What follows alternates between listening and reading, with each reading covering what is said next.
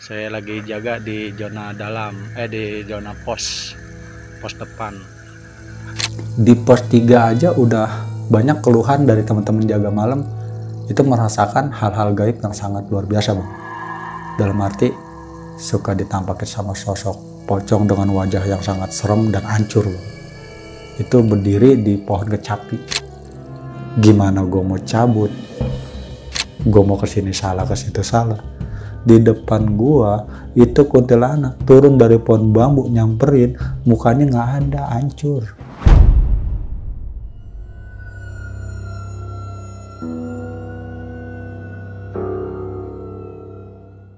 Assalamualaikum warahmatullahi wabarakatuh. Balik lagi bersama gua Nardi di obrolan tengah malam. Semakin malam makin seram.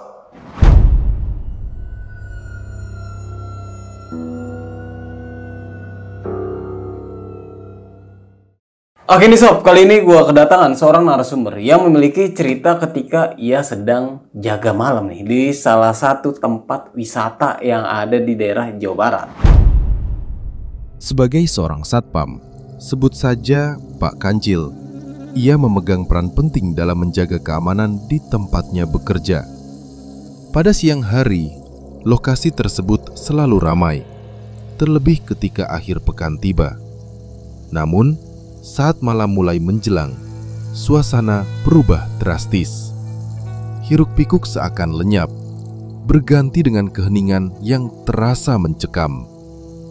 Disinilah pengalaman-pengalaman janggal sekaligus menyeramkan mulai menghampiri Pak Kancil. Gangguan dari makhluk tak kasat mata seolah menjadi teman setia yang selalu menemaninya setiap kali ia bertugas malam. Lalu, sebenarnya ada apa dengan tempat tersebut? Dan seberapa menyeramkan kisah yang dialami Pak Kancil selama bertahun-tahun menjaga tempat itu? Penasaran dengan siapa narasumbernya dan bagaimana ceritanya? Langsung aja kita sapa. Selamat malam, Bang Kancil. Malam, Bang Nardi. Bang, apa kabar Bang? Baik, alhamdulillah. Alhamdulillah Bang. Sekarang kesibukannya lagi ngapain Bang?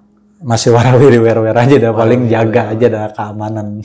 Masih jadi security Bang? Masih Bang, megang 2 kan saya. Megang 2? Iya. Oke. Dan kesini Bang Kancil ini akan menceritakan sebuah pengalamannya ketika menjadi security di salah satu tempat wisata yang ada di daerah Jawa Barat nih Bang. Siap. Dan sampai sekarang Bang Kancil masih berjaga di tempat tersebut. Iya. Dan cerita ini sebenarnya mohon maaf juga ya nggak bisa di spill ya tempat wisatanya itu berlokasi di daerah mana ya Bang ya. Betul. Soalnya kan Bang Kancil juga masih berjaga di tempat situ, masih bekerja gitu kan. Ngerinya nanti terjadi hal-hal apa aja gitu. Bang, ini kan kejadian bukan cuma Bang Kancil doang nih yang ngalamin. Tapi semua security ngalamin. Dan yang lebih parahnya ini teman Bang Kancil ini sampai ketakutan itu sampai ngencing di celana Bang. Betul, itu orang udah keluar sih Bang. Oke, saking nggak kuat ya Bang. Iya.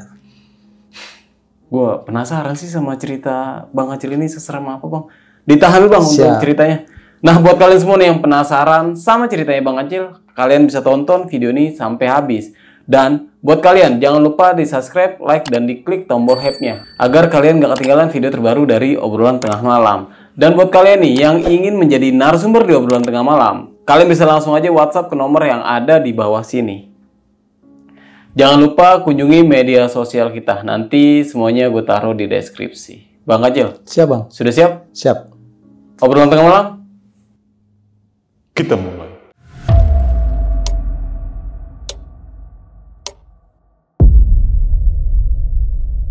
Ya, jadi intinya gue memang salah satu keamanan di zona tersebut ya. Di tempat ya bisa dibilang tempat wisata lah ya, di kisaran daerah Bekasi. Oke. Nah, karena gue keamanan di situ, jadi mau nggak mau ya gue pasti ada plottingan di jaga pagi sama jaga malam. Saat di plottingan pagi dan malam itu memang tempat yang gue jaga ini sangat luas Bang. Jadi security-nya pun nggak hanya 3, 4, atau 5. Jadi di situ security total keseluruhan ada 12. 12? 12 security permanen. Oh. Artinya security yang karyawan lah gitu. Selebihnya backup-an, kayak freelance gitu, tambahan. Kalau di mana jam pagi itu di hari-hari weekend, Sunday biasanya ada acara-acara buat sewa-sewa gedung, terus kayak acara-acara nikahan, wedding gitu. Nah itu tim freelance selalu dipakai. Nah buat penjagaan di zona malam itu diwajibkan terutama untuk si karyawan nih, si security karyawan untuk di plottingan malam. Karena buat freelance takutnya belum ngerti zona di jam-jam malam, di jam berapa untuk laporan, untuk sweepingnya kan gitu. Nah terkadang gue di zona malam itu, kan yang tadi gue bilang dari awal, space di tempat gue jaga ini sangat luas bang, kisaran bisa dibilang 8 hektar lah, kurang lebih ya. Nah dari keamanan yang ada, 12 keamanan, 12 orang lah ya, bukan 12.000. Itu kita dibagi bang, ditata, dibikin saf gitu kan. Kayak malam ini gue jaga di zona tengah nih. Itu setiap zona ada pos-posnya gitu, pos 1, pos 2 gitu dan seterusnya, dan ada nama-namanya. Nah taruhlah pos-posan lah ya bahasanya. Nah gue terkadang di rolling tuh kalau jaga malam, nggak hanya malam ini nih gue di pos utama buat nyambut tamu atau mobil yang masih keluar masuk gitu kan. Nah kadang gue juga di pos tengah, pos 1, pos 2 gitu, dan berikutnya sampai pos 6. Nah situ pos ada 7 pos, 7 titik pos penjagaan sampai ke belakang area zona, ke belakang sana itu langsung hutan, bisa dibilang hutan inilah ya, hutan Mabes. Nah di situ kalau jaga malam tempat paling ekstrim dah bang, bisa dibilang paling jenuh lah jaga di situ. Karena satu paling ujung, kedua nggak kelihatan orang lalu lalang, dan nggak kedengeran bising suara kendaraan karena di dalam banget tempatnya. Karena kan dulunya juga pun di situ masih banyak zona-zona kayak kebun, sawah, rawa, itu kan digusur, dibayarin, dijual, dibeli, ya dibuat pelebaran zona tersebut. Nah, kalau gue biasa jaga di titik belakang itu tadi, pos 7 atau di pos 5, pos 6, keseringan gue kalau jaga malam di tempat-tempat yang paling bisa dibilang gelap lah ya, terus di ujung lah ya gitu, di pertengahan. Nah, lambat laun nih ceritanya pada punya pengalaman nih dari teman-teman 12 orang ini. Jadi yang bilang katanya jaga di pos 3, gue ditampakin nih sama sosok ini karena memang dekat jalur kali dan ada tempat pembakaran, namanya tempat pembakaran itu pembuangan sampah. Jadi limbah yang ada di situ dari para pengunjung dibakar bang. Kadang kalau yang bisa didaur ulang buat pupuk, buat ini, buat itu limbahnya. Nah di situ kan ada tim-timnya lah, tim pembersih, tim ini, tim taman gitu segala macam, termasuk security. Di pos 3 aja udah banyak keluhan dari teman-teman jaga malam itu merasakan hal-hal gaib yang sangat luar biasa bang. Dalam arti suka ditampakin sama sosok pocong dengan wajah yang sangat serem dan hancur bang. Itu berdiri di pohon kecapi, tepatnya ada pohon kecapi tua di situ yang ya bukan nggak bisa ditebang ya, memang buat hiasan, buat daya tarik pengunjung itu pas di pintu masuk, soalnya dari loket di pos 3 itu. Jadi memang sengaja cuma dipapras-papras dikit gitu bang. Dan ternyata di situ tempat semayam sosok tersebut, karena nggak jauh dari turapan kali besar lah bisa bilang. Terus seberangnya kali itu udah hutan bisa bilang hutan Mabes, jalur golf di situ. Nah jadi intinya di zona 3 itu, di pos 3 itu sudah banyak hal-hal di luar nalar lah bisa dibilang. Salah satunya pocong sosok dengan muka yang sangat serem gitu kan, hitam, gosong gitu. Cuman dia nggak pernah jahil, hanya nampakin. Cuman senampak-nampaknya hal gaib kayak gitu kan, siapa orang sih nggak takut kan gitu. Karena kita jaga nggak pernah berdua bang.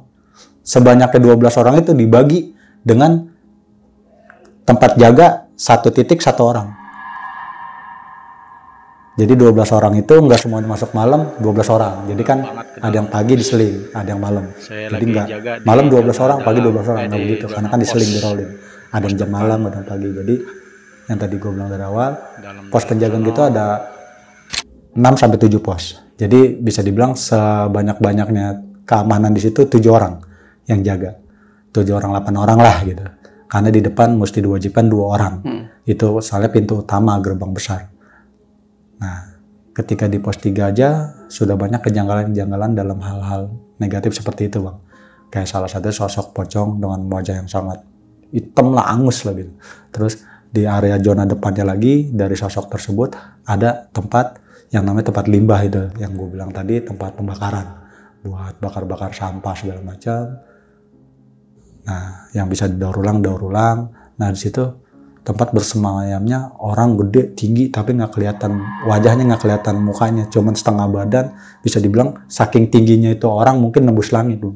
Itu selalu berkeliaran di zona itu. Jadi kalau tatapan kita dari pos jaga di pos 3 itu kelihatan langsung trek lurus tuh pandangan kita ke tempat pembakaran. Itu orang lalu lalang di situ aja bang. Itu tinggi dengan langkah kaki yang sangat gede gitu, lebar. Itu cuman setengah badan doang. Ke atasnya kita nggak bisa lihat. Dan kebanyakan kalau udah itu ditunjukin, yang jaga di pos 3 itu lari ke depan. Jadi jaga di depan gerbang utama itu bertiga. Karena nggak ada yang sanggup kalau udah sosok itu keluar. Gitu, kebanyakan yang udah tahu jalur nih. Terus kadang suka ada rintihan-rintihan kayak orang nangis. Macam-macam sih di situ, di zona 3, karena banyak pohon-pohon rindang juga.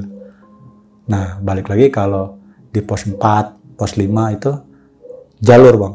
Jalur wisata, yang mana jalur itu banyak lika-liku lah, kanan kiri gitu kan jalur. Jalanannya kayak bisa dibilang kayak ular lagi tidur lah gitu, belok-belok begitu.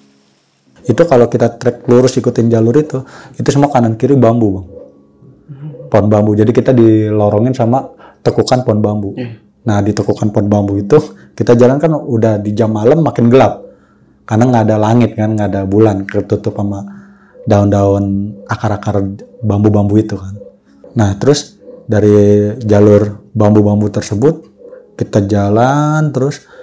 Nah itu sering kita dapetin tuh kayak apa sih, kayak daun-daun bambu yang nyengser gitu kan dari atas. Itu suka kena muka karena kita tuh kalau malam pakai motor, karena dari pos ini ke pos ini kan jauh jaraknya. Nah jadi kita pakai motor, bisa jaraknya tuh kurang lebih 100 meter atau 100 meter kurang lah gitu. Kalau jalan kaki kan capek ya kan. Jadi kita pakai motor cuman bermodal lampu motor doang. Nah itu kadang kita suka ke selebatan lah, orang sekarang bilang itu kayak daun bambu gitu set. Cuman kalau kita paham itu bukan daun bambu bang, itu sosok kayak kuntilanak yang rambutnya tuh sampai bawah. Jadi kayak kita jalur nih, kayak depan kita ada gorden gitu. Jadi kita kesapu sama itu muka kita gitu lagi naik motor sama rambut sosok tersebut. Banyak juga yang seperti itu dari jalur 4 ke 5. Nah di jalur pos 5 ini itu tepat di jalur tengah 5 dan 6. Itu ada di situ sebuah penginapan yang mana ya bisa dibilang buat pengunjung-pengunjung yang ngadain acara ya, sampai nginep-nginep di situ. Saya bilang hotel ya. Tempatnya sih enak bang. Cuman di situ juga pun banyak pohon-pohon tua tuh yang sengaja dirawat buat supaya rindang dan buat pemandangan pengunjung lah gitu kalau wisata itu dibuka. Cuman dengan ada pohon-pohon kayak gitu, itu yang sangat berat lah buat security gitu dijaga malam. Kadang tuh suka ada ya bang, yang namanya tuh di jam 2 pagi di lingkaran situ tuh kan suka daun-daun tuh kan suka berguguran, kan wajar gitu. Itu suka ada yang bersihin lingkungan itu bang. Jadi kayak kita dengar tuh suara-suara orang nyapu. Tapi pas kita tengok itu orang itu nggak ada, sosok itu nggak ada, cuman suara itu tetap jalan. Jadi kayak ada orang nyapu gitu. Itu dari 5 ke 6. Dari zona belakang, paling belakang, itu yang paling sangat, ya gue bilang ngeri juga sih gitu, serem lah ya, paling serem. Di situ soalnya di pos 7 itu ada satu gedung tua yang udah terbengkalai, dulunya bekas operasi pembuatan tempe, makanan lah ya. Jadi buat edukasi anak-anak, nantinya datang ke situ tamasya bisa ngelihat, oh caranya kayak begini, bikinnya kayak begini gitu. Buat edukasi pengunjung nih, terutama anak-anak. Nah itu udah lama nggak terpakai. Dan kenapa nggak terpakai? Karena tadinya berawal dari ramenya pengunjung segala macam dan laris lah gitu pembuatan di situ gitu. Pekerja di situ laris, pembeli dari pengunjung banyak, peminatnya banyak karena racikannya bagus mungkin dari kedelainya atau apalah gitu kan. Itu jadi sepi dan gedung itu terbengkalai cukup lama karena adanya sosok yang suka lalu lalang di situ, dan sosok tersebut itu adanya selalu berlalu lalang di zona gedung tua itu, karena sosok itu salah satu karyawan yang sudah meninggal dunia, Bang. Dengan kecerobohan dia, dengan kelalaian dia, meninggal karena ya bukan hanya penyakit yang ada di badannya gitu. Dengar-dengar sih ya karena ada satu hal lah gitu. Mungkin jarang tidur, banyakan begadang gitu kan. Nah jadinya mungkin gara-gara banyak begadang jadi sakit gitu kan. Jadi kan bisa bilang kelalaian dia lah. Cuman semenjak meninggalnya almarhum, zona itu jadi sangat serem, Bang. Ditambah di samping gedung tua itu yang tadi buat pekerjaan pembuatan tempe itu udah danau, Bang. Danau buat berperahu. Nah di danau itu suka bermunculan sosok gede tinggi berbulu orangnya. Jadi dia kalau muncul tuh biasanya nih, sepaham saya yang sering saya ditampakin gitu tanpa disengaja dan tanpa saya harapin, karena mau ngeliat kayak gitu ya. Itu sosok itu keluar dari air dengan badan yang berbulu, semua bulu, Bang. Yang tadinya saya pikir bayangan dari mana gitu. Tahu-tahu itu bukan bayangan, itu tampak memang sosok gitu. Bukan bayangan tapi itu sosok gitu. Kita bisa bilang orang kan sosok namanya, ya ini sosok gitu, mungkin bisa dibilang jin atau apa gitu. Itu muncul dari danau itu dengan sosok yang berbulu semua, sampai rambut semua ke bawah berbulu. Ya bisa dibilang kayak gorila lah gitu. Cuman kalau bisa digambarin sih, mungkin yang banyak orang bilang wujud gondoruo seperti itu, karena sosok tersebut matanya merah. Itu yang sangat gue takutin, Bang. Karena kan bahasanya kalau kata orang tua-tua kita, sosok gondoruo merah itu kan jahat gitu, iseng gitu maksudnya. Nah itu yang suka keluar dan nampakin ke para security yang jaga di pos 7 itu. Nah selain di danau itu pun ada kantin. Di sebelahnya lagi tuh di samping ada kantin yang mana bukanya itu hanya di waktu-waktu weekend. Kayak Sunday market nih, di Sabtu Minggu, liburan, anak sekolah apa, itu dibuka. Jadi di hari-hari biasa dan malam-malam biasa, itu nggak dibuka. Senin, Selasa, Rebo, Kamis, dan seterusnya itu nggak buka. Cuman di Sabtu Minggu dia buka.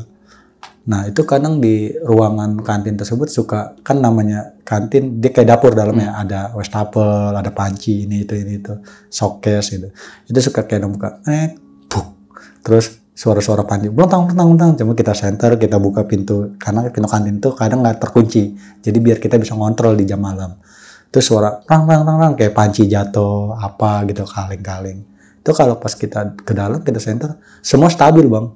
Kagak ada gelinding, walaupun mungkin ada kaleng wafer, bekas biskuit atau bekas kopi gitu, kaleng gitu. Itu gelinding gitu, kagak ada. Jadi suara apa tuh tadi dari luar gitu kan. Kita dengar dari luar yang ada di dalam itu gitu. Pas kita cek, itu stabil semua, kondusif, Bang. Kagak ada yang jatuh, nggak ada yang berceceran gitu. Jadi yang buat suara itu berisik tuh dari mana gitu kan. Sedangkan kita kan dengarnya di dalam itu gitu. Tapi begitu kita cek, suara doang tapi kagak ada bekas-bekasnya, Bang. Kayak kita ngelempar kaleng kan berisik nih, drang gitu kan. Tapi ada kan bekas lemparan kalengnya, ini nggak ada. Jadi sering kayak gitu. Ternyata pas saya pahamin, sudah cukup lama juga di situ, hampir 2,5 tahun ya. Ya Allah, ternyata ini loh gitu. Jadi ada sosok anak tuh kecil, di sini dia hancur, Bang. Nah dia yang suka mainin itu. Jadi dia sengaja tuh abis ngelempar mungkin ditaruh lagi, abis ngelempar taruh, jadi buat ngagetin kita doang. Itu di jam-jam lagi ngantuk-ngantuk parah, Bang. 1:30, jam 2 lewat gitu. Lagi jam-jamnya ngantuk parah. Itu kadang suka kedengarannya suara-suara bising atau iseng gitu dari ruangan tersebut, dari kantin tersebut. Ternyata pas kita pahamin, pernah gitu sekali 2 kali ketemu gitu nggak sengaja. Tapi nggak di dalam kantin itu, di luar kantin, karena kan ada meja, terus bangku, itu sengaja dikeatasin, ditaruh di meja. Satu meja itu bisa 4 bangku ditaruh di atas dengan posisi ditebalikan gitu. Jadi biar nggak ada yang make lah gitu. Kalau itu kantin tutup gitu, nggak ada yang ngeberantakin. Dia tiba-tiba dia duduk di atas ujung kursi itu, di pantat kursi yang ditebalikin di atas meja. Dia duduk di situ sambil ketawa-tawa. Pas kita tegesin lagi, kita center, ya hancur sini dia, Bang. Nah nggak tahu ya dulu sejarahnya dari orang setempat ya. Ada 1 orang sih yang masih sehat sampai sekarang. Cuma usia udah kurang lebih 65. Dia sepuh di situlah, bisa bilang kuncen lah ya di zona wisata itu. Dan dia salah satu orang yang masih panjang umur sampai sekarang, yang tanahnya berapa hektar udah sempat dijual sama wisata tersebut, sama owner yang punya wisata itu. Nah, orang tua ini selalu ngomong, karena kita selalu ketemu dia tuh di jam malam, dimanapun kita jaga, di jam malam pasti kita ketemu dia. Dan mohon maaf, kalau kita ketemu dia, kadang-kadang dari jarak jauh juga kita udah paham, bau nih, oh dia datang nih gitu. Jadi ini orang gitu, sepuh gitu, orang tua. Kenapa saya bilang bau gitu, bukannya kurang ajar ya? Karena memang dia tuh masih punya salah satu empang di zona tengah tuh, di dekat pos 6, dekat kali. Itu masih ada tanahnya dia sedikit. Itu dia miara kayak ikan lele segala macam. Makannya tuh dia nyari dari bangkai-bangkai ayam. Jadi dikumpulin dari pasar, nanti dibawa. Jadi mungkin karena dia sering nyari-nyari bangkai-bangkai ayam itu, jadi aromanya tuh kurang enak gitu bang. Kalau ngobrol dekat begini kurang enak sama orang tua itu. Dan kalau datangnya pun ngagetin, dia mah jalan malam nih, jam berapapun waktunya gitu, di jam malam dia nggak pernah bawa cahaya penerangan gitu, nggak ada. Jadi kan kita kalau jaga di tempat kegelapan kan kaget bang. Toto dengar suara tapi orang nggak ada, tapi kita tahu suara dia gitu. Jaga pak, astagfirullahaladzim. Kan jadi begitu, jadi dalam hati, kurang ajar buatnya aki-aki kan gitu. Tapi kita tahu suara dia gitu. Tapi orang masih jauh, karena kagak bawa senter gitu. Jadi kita nggak bisa ngelihat dong, kan gelap gitu, semua sudut gelap. Paling cuma lampu kita doang gitu di pos jaga kita gitu. Oh itu dia orangnya. Dari mana kita manggil biasanya Ence gitu. Kalau orang dulu kan dipanggilnya Ence, Enci gitu kan. Gimana sih? Muter aja ini habis ngeliat ikan tadi. Bawa senter apa kalau keliling-keliling biar kita negesin dari jauh, kita bilang gitu kan. Suka kita bercandain. Masih takut aja pak gitu. Nah dia banyak cerita soal lokasi-lokasi yang ada gitu, titik-titik yang ada. Udah bagus kalau jaga malam ini di sini. Misalnya gue jaga malam Jumat, saya jaga malam Jumat nih bang. Misalnya saya jaga malam Jumat, nah ketemu dia, udah bagus pak, jangan keluar pos, udah di sini aja duduk, mainan HP juga nggak apa-apa, nonton apa kayak, asal jangan keluar. Lama ngapa kalau dia bilang begitu, udah pasti terjadi bang. Asal jangan keluar gitu. Lama ngapa cek? Ya dibilangin orang tua masih aja nanya, udah dia mau jalan, begitu doang. Orang nggak pernah datang, setak diri ngobrol atau duduk lama bincang-bincang begini, nggak pernah. Jadi dia melewat, negor, udah nyapa, udah jalan. Paling ngobrol sepatu dua patah, terus berjalan itu juga. Cengenges gitu, biasanya ketawa-tawa. Nah dia ngomong gitu, pernah tuh sempat di malam Jumat. Ya udah pak, kalau malam ini mah jaga di pos aja, jangan keluar-keluar, udah mainan HP aja kayak situ sampai pagi gitu. Lama ngapa cek? Kalau orang tua bilang ada. Tuh ada aja tuh, kalau kesal di situ bang. Tahu-tahu, gue nggak ngerti, gue kata mah orang gitu atau tukang atau siapa di situ gitu. Biasanya kan di jam 2:30 itu suka udah datang nih kayak bagian HK, bagian taman gitu kan. Karena dia kan gelap-gelap udah datang nyiramin segala macam. Kalau ada pohon-pohon tumbuh-tumbuhan yang agak panjangan digunting sama dia gitu kan. Tukang kebun lah HK timnya gitu. Pak.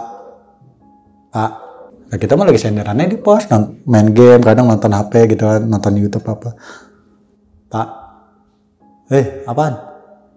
Jam korek pak. Gue kasih, karena gue lagi fokus ya kan, tangan kiri megang HP, gue kasih. Nih pak makasih. Tuh nggak lama dibilang makasih tuh bau banget, kayak bau busuk gitu bang. Pas gue pahamin, itu siapa ya? Gue matiin HP nih, gue nengok, kagak ada. Ya Allah, itu siapa gitu pikiran, itu siapa? Nah pernah ada cerita dari teman, begitu juga sama, alasan minjem korek. Kok lu begitu bro, sama gue, pernah cerita kita di pos, namanya Bang Karya. Gue pernah tuh, cuman lu mah masih enak ya, masih bisa jadi kompromi. Lah kompromi dalam hal apa, bukan anak kakak. Kagak ada bro, 2:30 udah datang, ini mah jam 3 lewat sekian baru nyampe, kayak gitu kan, 1-2 orang. Anjrit, siapa dong bang, gue bilang gitu kan. Ya kan gue bilang, lu sama gue, cuman lu masih bisa diajak kompromi. Begitu lu tengok kagak ada orangnya, itu lu mau tahu siapa? Itu orang yang meninggal kemarin di karyawan sini, di zona 7 itu yang gue bilang, di rumah itu, rumah pabrik itu yang terbengkalai, itu karyawan dari situ bro.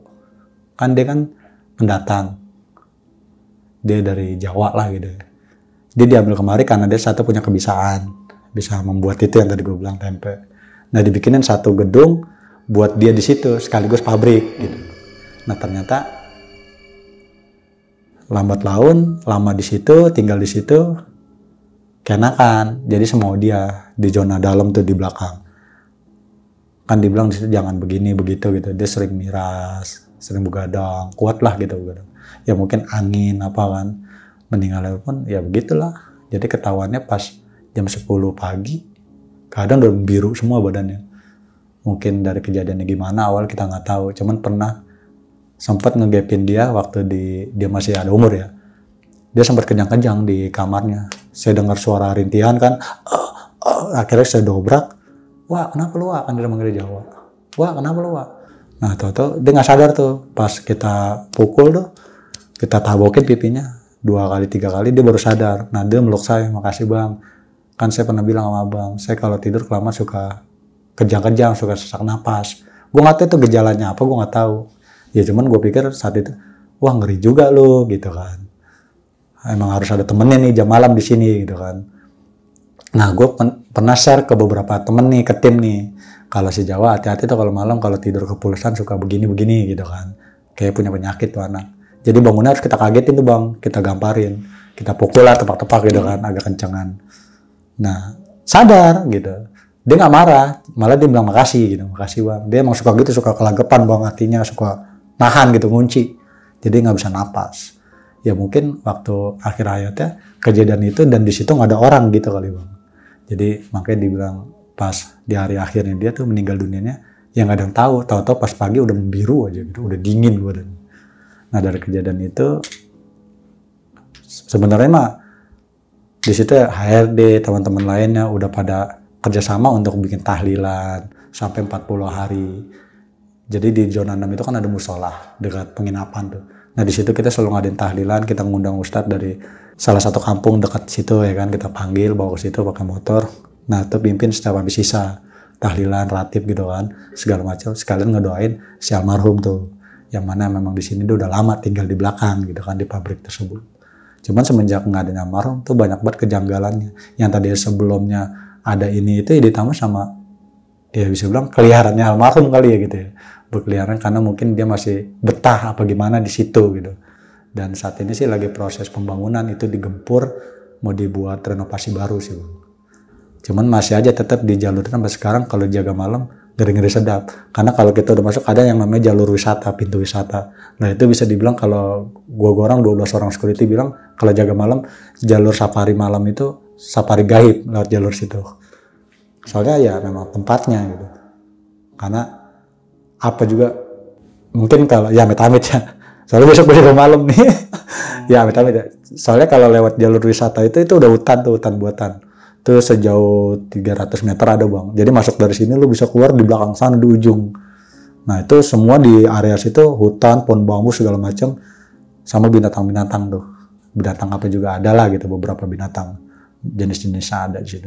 Nah itu kalau udah sampai di pertengahan, lu mau lari hawa takut lu besar nih, lu mau lari balik ke belakang lu bingung, lari ke depan lu bingung.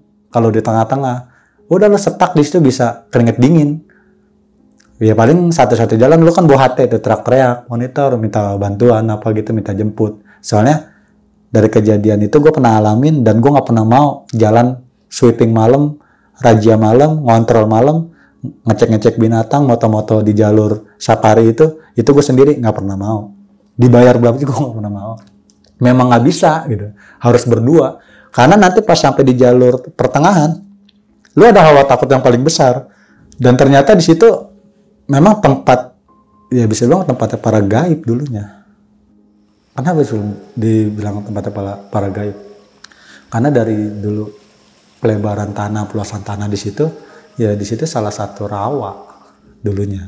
Makanya kalau setiap air kali lagi naik, banjir di situ paling dalam. Cuma sekarang udah ditanggulangi, nggak ada lagi sih banjir-banjir sampai masuk air gitu, nggak ada lagi. Karena udah ditembok semua, turapannya udah ditinggiin. Dulu mah sempat sampai jebol turapannya gitu ya. Di zona safari itu banyak banget horornya bang gitu. Dari yang namanya lu ngeliat ular gede, tiba-tiba palanya kuning tuh di ujung palanya, tiba-tiba tuh ular hilang. Lu udah monitor nih ke teman, mana ada ular lepas nih, ular apa nih, ingin kita fotoin. Nggak kelihatan di foto, mana pun di foto kagak ada. Bisa jadi kayak gitu bang. Nah terus sempat tuh kejadian, teman lagi sweeping, dia nggak minta tolong dari HT, nggak ngomong apa-apa, sampai pagi dicariin sama teman-teman yang lain, sama 6 orang lain ya kan, kalau malam 7 orang tuh jaga, 8 orang lah sama di pos 2. Itu dia sampai pagi 6:30 di situ aja duduk. nggak nangis, nggak teriak, nggak minta tolong. Ditanya paginya dikasih air hangat, dibawa ke pos dibandingin motor. Lu kenapa? Namanya Tompel. Lu kenapa, Pel? Udah minum air hangat, ditanya nggak mau ini, nggak mau itu, nggak mau ngomong apa-apa. Baru pas habis minum air hangat, dia baru buka omongan. Gimana gue mau monitor? Gimana gue mau cabut? Gue mau kesini salah, ke situ salah. Di depan gua itu kuntilanak turun dari pohon bambu, nyamperin, mukanya nggak ada, hancur. Gue duduk, dia nyamperin gue, megangin kaki gue. Ngompol dia bang, pagi-pagi tuh udah bawa pesing celananya dia. Terus security.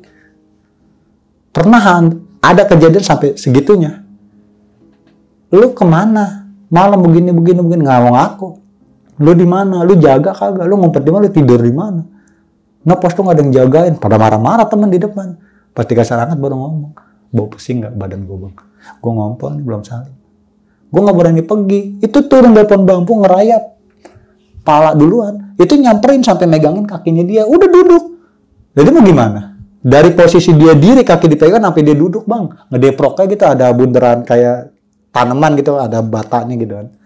Dia duduk di situ. Kagak teriak, kagak nangis, kagak ngejerit. Nggak minta tolong. Dia bingung kan. Jadi mulut gue kekunci. Gue mau lari gimana? Kaki gue dipegangin. Itu tepatnya dekat pertengahan tuh dekat kandang domba kambing luar lagi, kalau kambing Afrika. Serem banget bang. Soalnya kan di situ jarang pencahayaan, kalau malam tuh dimati-matiin. Cuma beberapa jalur doang yang ada pencahayaan. Nah itu kalau di pos 7 pernah ada lagi dari pintu gerbang belakang bang. Tuh lu kalau jaga sorotan mata lu dari pos tuh langsung ke gerbang paling belakang. Itu gerbang bisa dibilang bisa tembus kemana aja lah. Ke Mabes apa gitu, karena di situ kan di luar gerbang itu kan jalur Pemda punya buat orang taman Pemda buat orang-orang jogging gitu kan, masuknya dari ujung Mabes sana, nanti keluar bisa dari situ. Nah itu kalau Minggu Sabtu dibuka pagi-pagi, nanti tutupnya jam 10 buat orang-orang masuk gratis buat jogging, sekalian ngirup udara pagi. Di situlah kan banyak tumbuh-tumbuhan penghijauan. Itu gerbang segitu gedenya, kalau dari pos malam kelihatan itu kayak ada orang minta tolong, manggil-manggil. Baju merah, pokoknya kayak cewek lah gitu, pakai dress merah panjang ini, tangan buntung dia. Itu kalau dari jauh lo ngeliat pas warna merah baju itu, cuma tangannya begini nih, manggil-manggil. Itu kalau udah begitu lo samperin, orang nggak ada. Pasti itu orang nggak ada. Dan ternyata gue tanya sama si Ince yang gue bilang sepuh lah di situ ya, itu dari pintu air, sosok ratu yang ada pintu air. Karena silsilahnya dulu tanah sini zona nih semua jalur merah. Apa sih jalur merah itu? Jalurnya dia sampai ke pintu air. Itu pintu air istananya jin gitu. Ya jadi nggak nutup kemungkinan lu jaga malam di sini yang kayak gitu suka nyapa, yang kayak gitu suka hadir. Menikmatin aja kalau lagi kerja tuh aki-aki itu kalau bilang begitu.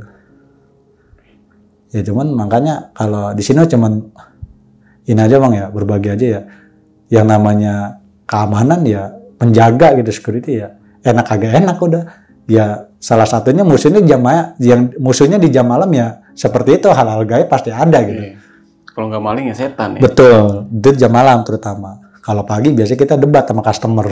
Kalau ada yang apa kayak apa gimana gitu kan, dari tanya jawab biasanya nggak mau ngalah apa gimana, ngetes mental, ngetes kesabaran kita kan, situ nguji.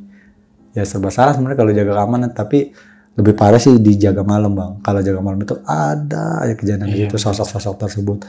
Nah yang paling parah lagi itu yang Gondoruo dari Waduk. Gondoruo yang dari Waduk itu kesimpulan teman-teman sih bisa bilang ya orang berbulu itu matanya merah itu Gondoruo. Gondoruo itu kalau emang hadir mendingan lu tinggalin. Soalnya pernah ada salah satu senior almarhum, udah almarhum. Ya dia sakitnya nggak jelas, nggak ada penyakit. Ya tiba-tiba di rumah sakit lama buat, tapi ditanya sakitnya apa nggak ngaku, nggak pernah ngomong gitu, keluhannya apa nggak pernah ngomong. Dibawa ke rumah sakit pun nggak ada penyakit, tiba-tiba meninggal dunia. Nah nggak taunya dia pernah cerita sama istrinya sebelum sakit parah kan, nggak ngomong, pokoknya nggak mau ngomong lah gitu, terus matanya melek aja gitu, jarang tidur gitu waktu kurang enak badannya ya. Istrinya pernah diajak ngobrol sama dia, jago di belakang tuh Gondoruo nyamperin, tuh di depan gue bingung mau kemana, ada dia gitu. Nah pulang dari situ sakit dia, ya istri mikir sakit biasa gitu kan, capean, panas badannya gitu kan. sakit biasa lah ini, besoknya dibawa puskesmas, nggak ada masalah, nggak ada apa, cuma dikasih obat-obat aja, obat istirahat lah gitu kan. Sampai sakitnya makin parah nih, diajak ngomong udah nggak mau, terus mata juga udah jarang merem lah gitu, kalau apalagi kalau Pak udah malam tidur, udah melek kayak gitu. Nah sampai manggil ustaz segala macam, ya intinya katanya dibawa ke zonanya dia gitu, karena udah dideketin sama sosok tersebut gitu. Makanya kalau ada sosok itu, ya kita udah pada punya feelingnya mendingan cabut lah gitu. Kalau emang kita pakai motor jaga di situ, udah tinggalin, lari aja lu kencengnya gitu kan. Mau siapa kayak di depan nanti yang lu tabrak, udah lari aja gitu.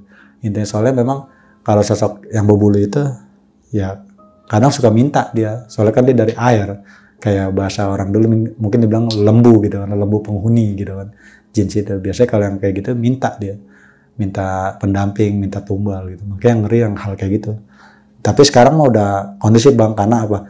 Waduk buat wisata berperahu itu udah ditutup karena ingin dibuat spot baru gitu di situ.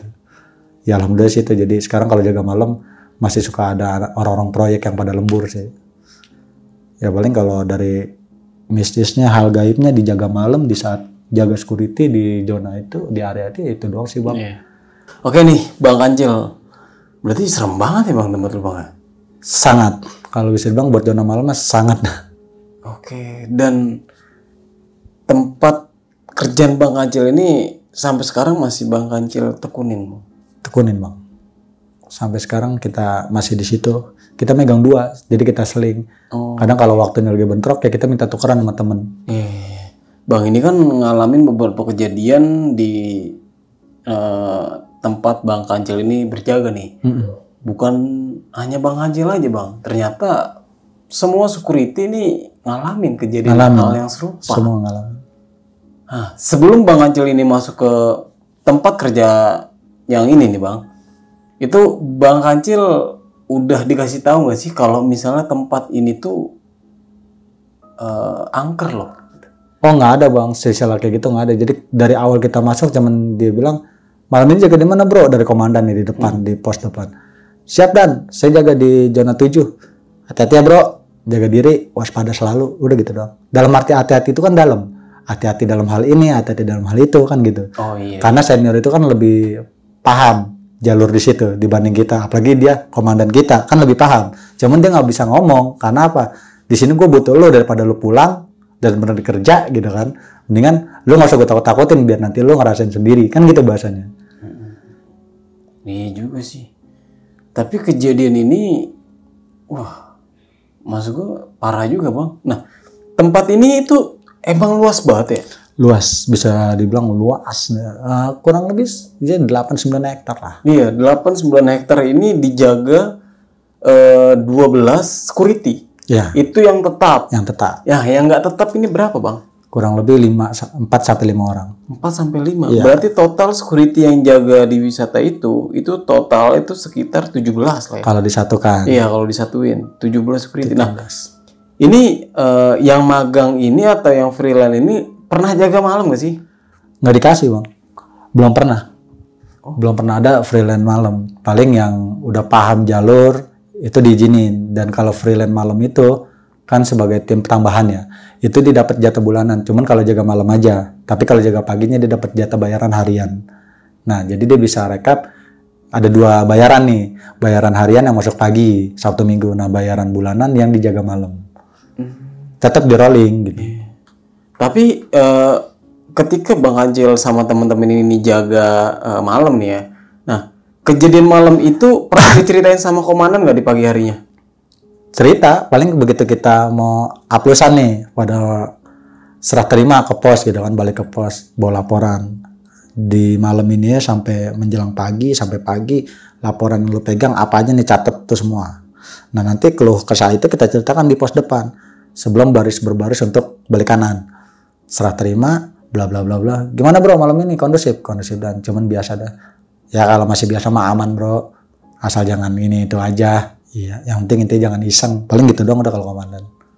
Oh, berarti komandan ini tahu ya? Udah pasti paham Bang. Sama gue juga begitu, sama tim freelance. Gue ditemenin nih, jaga berdua di pos paling belakang, pos 7. Bro, malam ini jaga berdua ya sama si A dari freelance. Siap, tolong bro awasin ya. Nah frontal gitu kan, di jam malam itu kan kagak ada bos nggak ada yang ngawasin. Terus yang namanya jaga malam, teman kita kalau nggak rokok kopi kan. Nah dia ngerokok terus main game terus keluar pos nongkrong di pinggiran waduk. Kita mah ngeliatin doang. Ntar lu tahu sendiri dan mati gitu. Ya udah, teman kita berharap jangan ada yang parah-parah lah gitu kan, jangan terjadi yang sangat parah. Satu kita tinggalin ke toilet, dia udah masuk ke pos, udah ngos-ngosan, udah pucat, buat kenapa, bang? Pak, tadi saya ini, ya udah sini aja, jangan jauh-jauh mainnya makanya. Kalau mau jaga di sini, kalau waktunya kita keliling berdua Bobo Center. Pegangan gua aja pakai baju safari kan terus gue pegangan. Sering kejadian kayak gitu, Pak. Bang, sering kejadian kayak gitu, Bang. Jadi intinya banyak kan kadang-kadang freelance di jaga malam nih kalau buat perbantuan, ya itu kebanyakan nggak kuat. Karena kenapa bisa dijaga malam freelance bisa diperbantukan? Kalau di Sabtu Minggunya kita rame dan kita belum tidur nih, bisa 2 hari 2 malam gitu. Nah terus besoknya kita langsung malamnya kita langsung ditimpa naik malam gitu kan, jadwal pribadi kita. Ya mau nggak mau kita minta tambahan. Jadi kita di jam sore nih jam 11 apa kita udah tidur dulu nih 3 jam kan lumayan, 2 jam lumayan gitu. Nah nanti kita baru balik lagi ngobrol bareng, nongkrong bareng gitu. Jadi ada selingan. Biar kita tuh nggak ngedrop banget gitu buat besok paginya. Jadi intinya gunanya itu sih lebih ke situ gitu buat nemenin kita nih, kita istirahat dulu, yang jaga gitu. Taruhlah 2 jam 3 jam nih gue nyalain alarm, ntar kalau gue nggak bangun juga lo bangunin ya gitu bahasanya. Bang, tapi ada nggak sih teman Bang Acil ini ketika baru masuk itu beberapa hari langsung keluar gara-gara nggak kuat? Itu yang freelance banyak, Bang. Hari ini dia masuk nih, dikasih jaga malam. Udah dibilang sabar ya, Bang, yang kuat ya kalau jaga malam di sana ya. Emang kenapa, Pak? Ya enggak, anginnya soalnya bahaya. Kalau angin malam pakai jaket, Bang, kan gitu sama komandan. Iya Dan, siap. Udah besok pagi dia turun langsung pulang. Pamit langsung di grup, Pak, atau ke WA komandan, Dan, izin saya nggak mau balik lagi. Kenapa? Baru 1 hari kerja ya, keluar.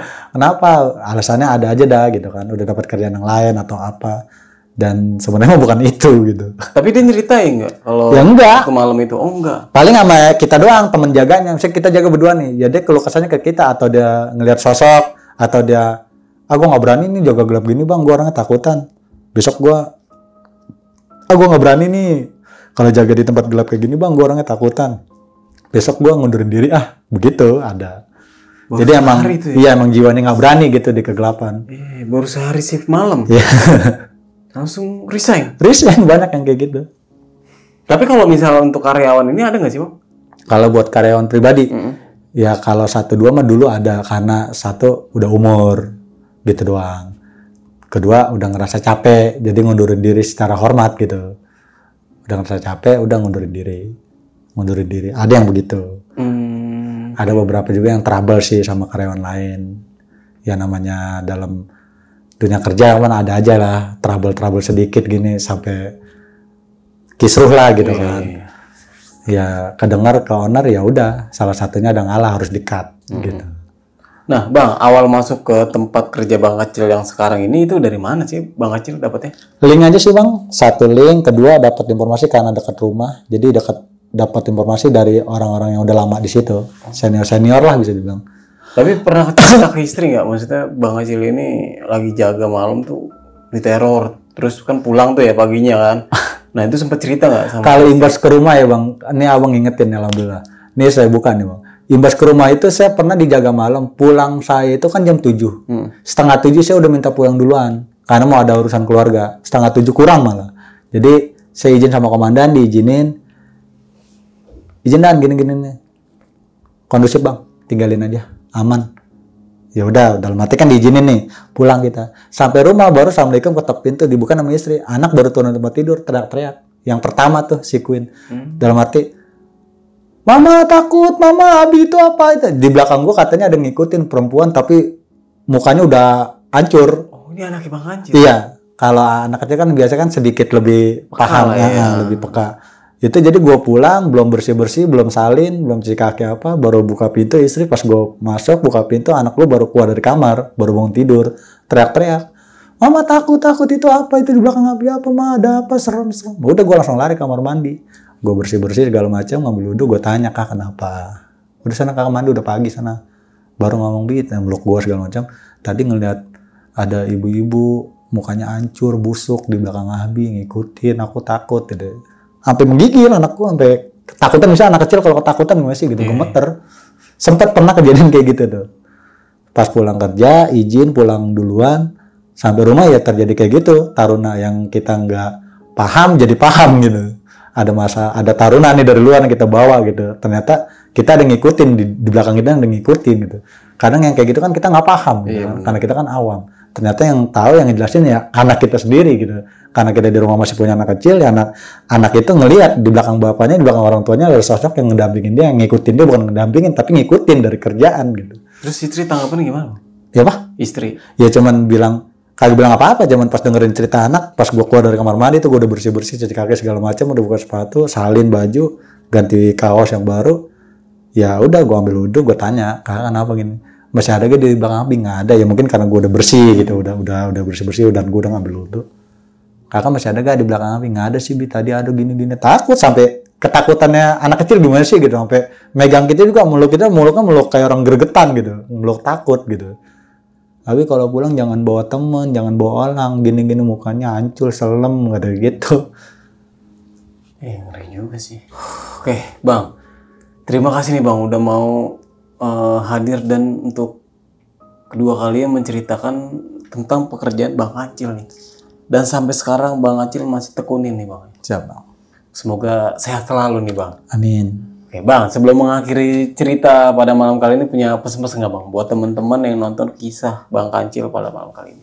Ya mungkin cukup gitu aja kali Bang dari gua. Oke, nggak ada lagi berarti ya? Siap. Oke, mungkin itu aja. Gua Nardi pamit undur diri. Sampai jumpa di video-video selanjutnya. Assalamualaikum warahmatullahi wabarakatuh.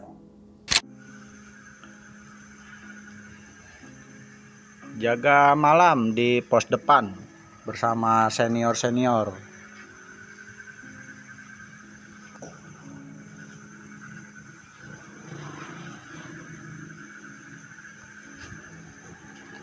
Pos sampingnya ATM.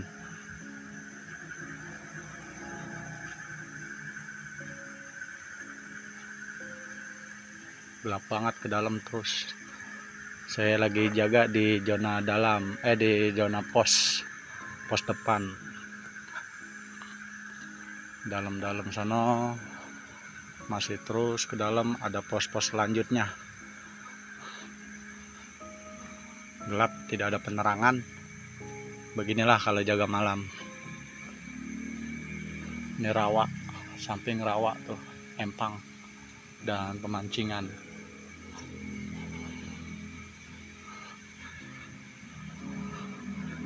Jaga di malam hari ini.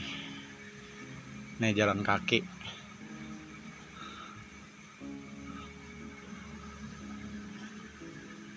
Nih zona 1. Setelah pos zona 1. Seluas ini parkiran.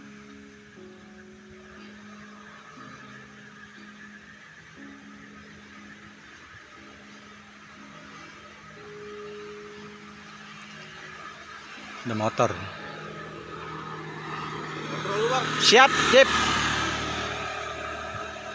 Oke, udah ada ngontrol nah pakai motor, lampunya dimatiin. Karena memang peraturan di sini lampu motor harus dimatikan kalau malam.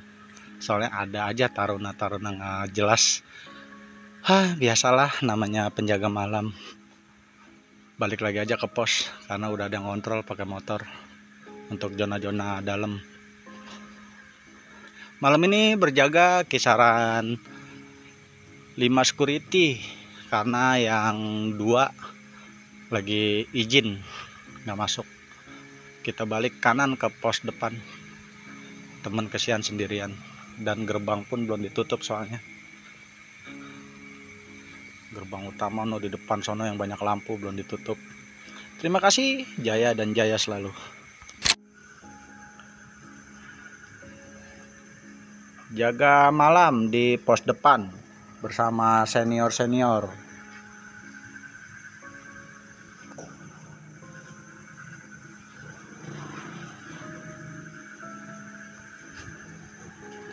Pos sampingnya ATM.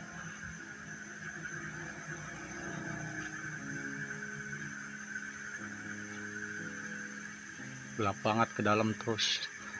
Saya lagi jaga di zona dalam, di zona pos depan. dalam sono masih terus ke dalam, ada pos-pos selanjutnya. Gelap, tidak ada penerangan. Beginilah kalau jaga malam. Ini rawa, samping rawa tuh empang dan pemancingan.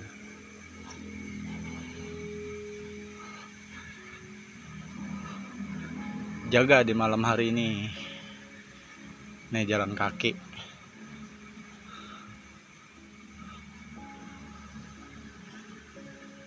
Nih zona 1. Setelah pos zona 1. Seluas ini parkiran.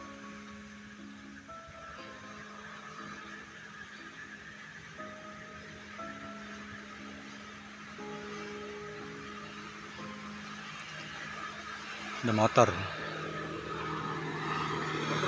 Siap, Jip. Oke, udah ada ngontrol nah pakai motor, lampunya dimatiin. Karena memang peraturan di sini lampu motor harus dimatikan kalau malam.